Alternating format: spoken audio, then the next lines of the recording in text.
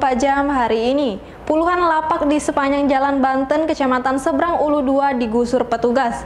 Penggusuran bangunan semi permanen dibongkar karena berdiri di atas saluran air. Satu persatu lapak yang ada di sepanjang Jalan Banten, Kecamatan Seberang Ulu 2 dihancurkan dengan menggunakan alat berat. Lapak yang sudah berdiri belasan tahun ini digusur karena tidak mengantongi izin usaha. Tak hanya itu, lapak ini juga berdiri di atas saluran air. Proses penggusuran lapak sendiri dikawal puluhan petugas, mulai dari Kecamatan Seberang Ulu 2, personil Dinas PUPR, Satpol PP, TNI, dan Polrestabes Palembang. Camat Seberang Ulu 2 Rahman Haji Pane mengatakan ada 30 lapak dibongkar. Sebelumnya, pihaknya sudah menyampaikan peringatan sebanyak 3 kali.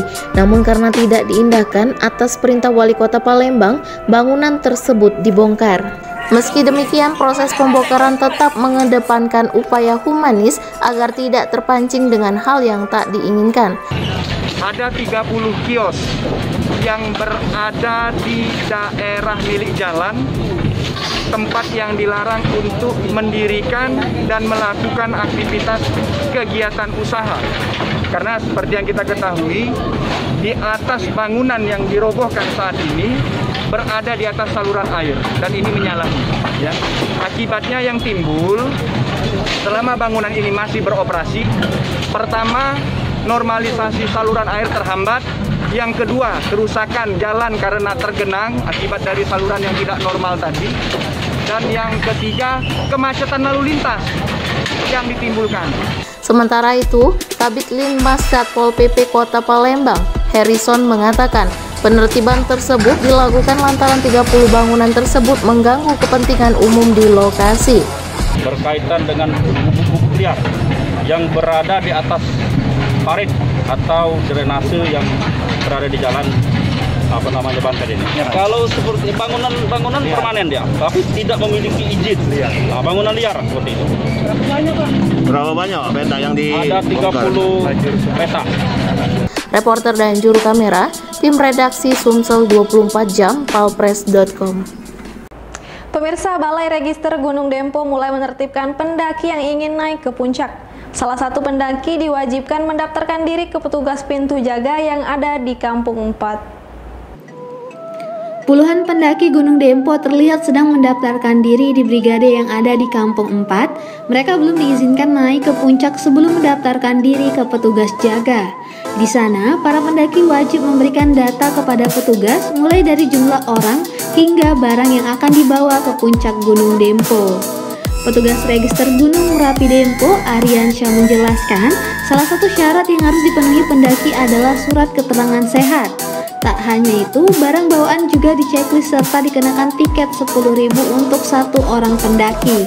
Selain itu, pendaki harus membawa peralatan pendakian sesuai dengan standar operasional prosedur seperti sepatu, sleeping bag, dan makanan.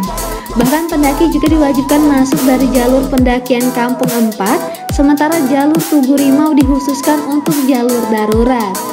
Pada saat turun, pendaki harus membawa sampahnya kembali di posko brigade. Sampah-sampah tersebut akan diceklis kembali sesuai dengan barang yang dibawa ke puncak Dempo. Tujuannya agar tidak ada penumpukan sampah di Gunung Dempo. Kalau SOP-nya, pendakian ataupun camping harus standar operasional prosedur. Minimal peralatan anggota tim dan tim itu tercukupi. Sleeping bag, pakai sepatu, dan yang tentunya safety. Kalau tidak safety, tidak akan kami izinkan untuk memasuki kawasan camping ataupun pendakian. Reporter dan juru kamera, Eko Wahyudi, palpres.com. Hujan deras dengan intensitas tinggi diprediksikan masih terjadi hingga April 2021. Dengan cuaca ekstrim tersebut, Musi Banyuasin tetapkan siaga banjir. Sejumlah foto yang dikirim ke redaksi Sumsel 24 Jam memperlihatkan petugas gabungan sedang melakukan pelatihan penanggulangan bencana. Pelatihan ini dilakukan sebagai upaya mewaspadai terjadinya bencana banjir akibat cuaca ekstrim.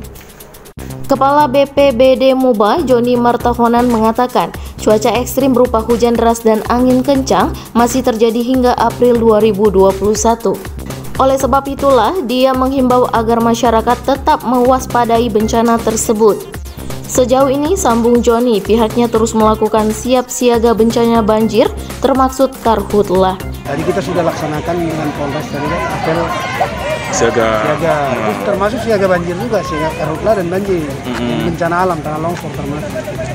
Itu yang kita selalu siaga. Peralatan kalau dari pihak dari BPBD kita sudah mencukupi, kita sudah mempunyai khusus mobil damkar yang bisa memasuki wilayah-wilayah kecil, sempit, ya. Sudah ada wildfire. Reporter Firdaus, palpres.com. Berita terakhir Sumsel 24 jam hari ini. Didasari kesukarelaan dan ingin ikut andil mengedukasi sejarah kebiasaan para terdahulu kepada generasi muda, seorang kakek asal desa Kedaton, Ogan Komering Ulu, antusias menghibahkan sejumlah barang yang dimilikinya secara turun-menurun kepada Museum Negeri Sumatera Selatan Bala Putra Dewa. Bila tahun lalu dia menyerahkan hibah lampu hias kuno, sementara awal Februari kemarin pria ini kembali menghibahkan 2 batang tombak antik secara sukarela. Hanya selang 10 bulan, Abdul Qadir kembali menjumpai Kepala Museum Negeri Sumatera Selatan Bala Putra Dewa, Bapak Haji Chandra Amprayadi. 13 April 2020 silam, pria 70 tahun ini menghibahkan sebuah lampu hias kuno warisan mendiang neneknya.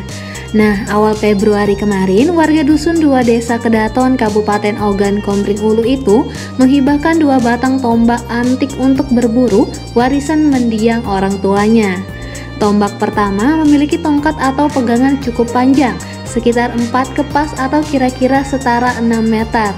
Biasanya dipakai untuk menombak ikan tapa di Sungai Ogan dari atas perahu dalam posisi berhenti.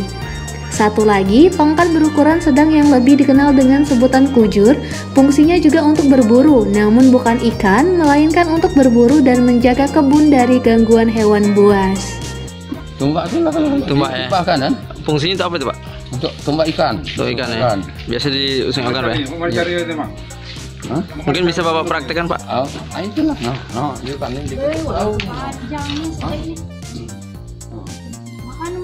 Oh, jadi di atas perahu, Pak ya? Perahu. Sambil jalan apa sambil berhenti, Pak? Berhenti di ada kayu basah-basah. Biasanya ikan apa yang kita dapat, Pak, di sungai? Kadang-kadang tapa tulah kan. Tapa ya. Ini berapa panjang, Pak? Panjangnya? 4 kepas. 4 meteran. Kepas ini. 4 kepas. 4 meter. Berapa meter? 6 meter. 6 lah kalau. 6 ya. Sementara itu, Kepala Museum Negeri Sumatera Selatan Bala Putra Dewa, Bapak Haji Chandra Amprayadi mengapresiasi kesediaan Qadir menghibahkan barang-barang antik dan bernilai sejarah untuk selanjutnya dapat dipamerkan secara layak dan menarik. Jadi masyarakat kita ini hidupnya berburu dan bercocok tanam. Jadi sebelum bercocok tanam itu mereka berburu untuk kebutuhan sehari-hari, mulai dari berburu ikan, hewan. Di samping itu juga banyak hewan-hewan buas termasuk harimau, babi, musang, dan lain-lain. Reporter dan juru kamera Muhammad Iqbal, palpres.com. Demikianlah berita Sumsel 24 jam hari ini. Bagi pemirsa yang ingin tempatnya diliput atau dikunjungi tim Sumsel 24 jam, silakan tulis di kolom komentar. Jangan lupa subscribe, like, dan share tayangan ini. Saya Sri Devi, sampai jumpa.